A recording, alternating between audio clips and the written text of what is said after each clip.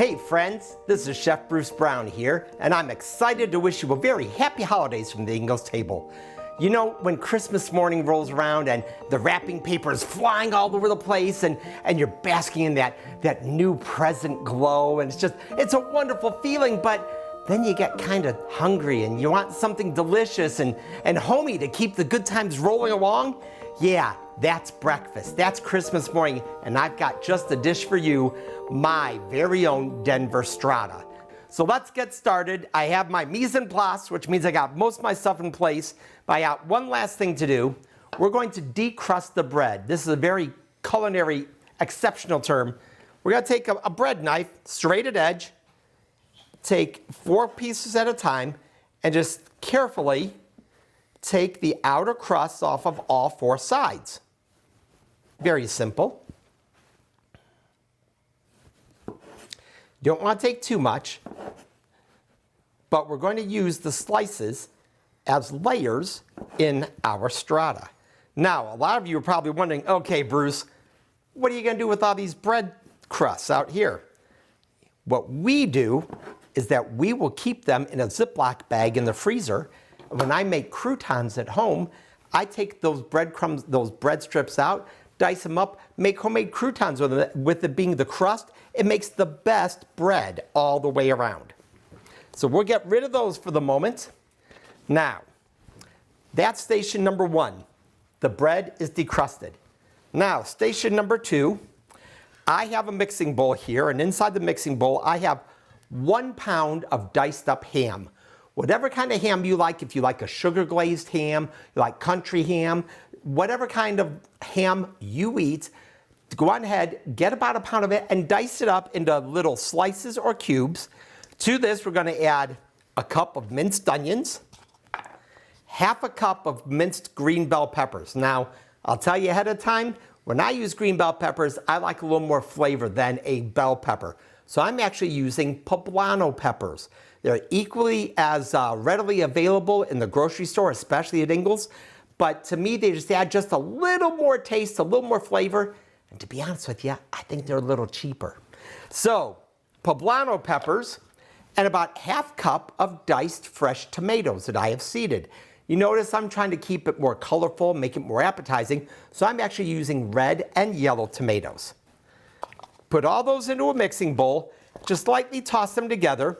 There's no sauteing, no cooking of them or anything. Now, if you wanted to take a little bit of the acid out of the onions, you probably could saute the onions off in a little butter just to make them a little bit more palatable, but I like them in this stage right here.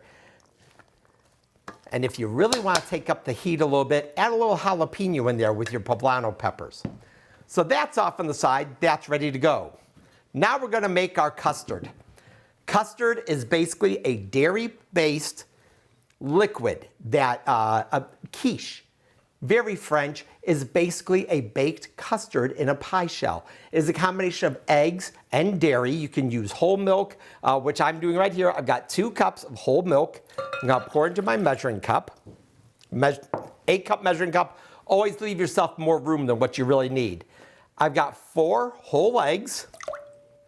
Dump those in there. And 4 additional egg yolks. I like the additional egg yolks just because it makes it a little bit richer, a little bit thicker, and really helps it soak in a little bit better. A little bit of salt, about a half teaspoon to a teaspoon of salt, and a half teaspoon of ground white pepper. Now, if you don't mind seeing the little black flecks in your mix, go on ahead and you can use black pepper, which is a little bit cheaper and stuff. But I really like using the white pepper. You don't see it. And there's a lot of people that, when I would make this, they'd say, Bruce, no, I don't like black pepper. Please keep it out. If you use white pepper, psst, they don't know it's in there because you don't see it. I love playing tricks like that. Okay, make sure you get all of the egg yolks beaten up, whisked together. And this is our general custard at last stand right here.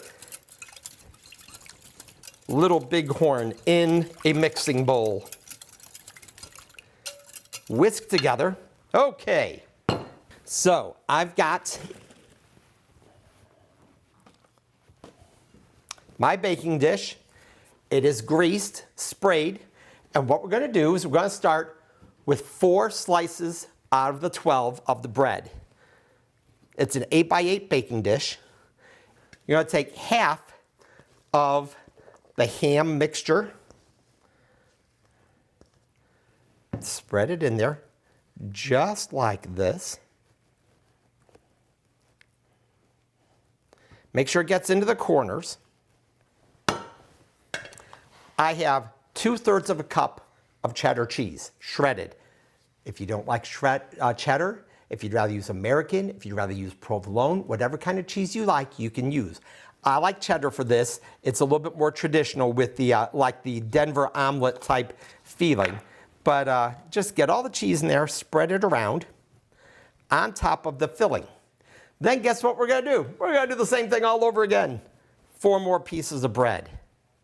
Just like this. Some more of the filling.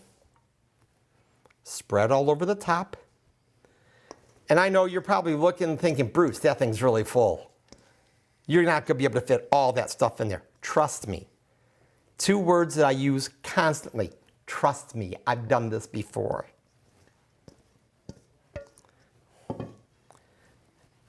Get the filling spread around again.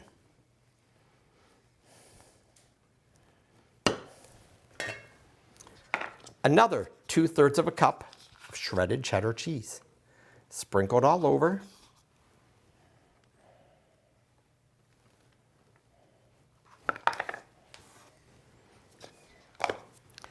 Now, we have 4 last pieces of bread.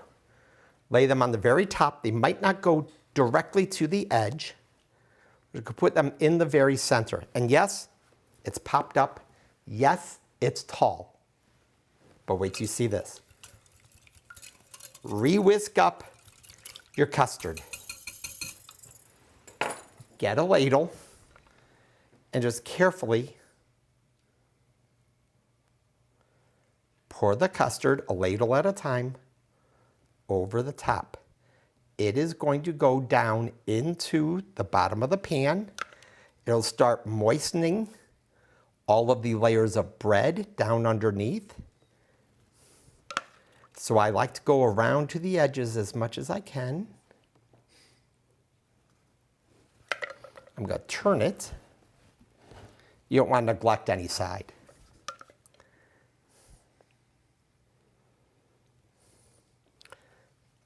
Just like this. If you do it slowly and surely, it won't make a mess. All of the custard will go down inside the pan, and all of the bread is going to soak up all of this custard.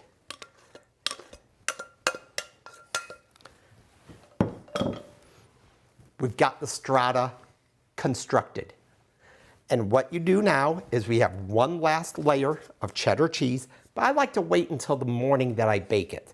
So we're not going to put it on now, but I do have 2/3 of a cup of cheddar cheese waiting. Wrap it in plastic wrap, just so it's tented, and put it in the fridge overnight.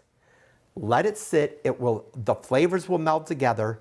You can go on ahead and get it ready for the next morning. You can do this 24 hours in advance. All of this will set up. The bread will absorb all of the custard. And then Christmas morning, preheat your oven to 350 degrees. Get a rimmed baking sheet out and pull your strata out of the refrigerator. That's it. Pop it in the oven. It'll be in there for about an hour. And it comes out looking like this. This is a Denver strata. I like to garnish with just a little bit of parsley. You can take this. It's actually really good to travel also because you can warm it up in a microwave. You can warm it up in an oven, and it doesn't hurt the layers. It doesn't hurt the texture. This Denver strata is just perfect for your Christmas morning breakfast. Thanks for joining us here at the Ingles table. Merry Christmas and Happy Holidays.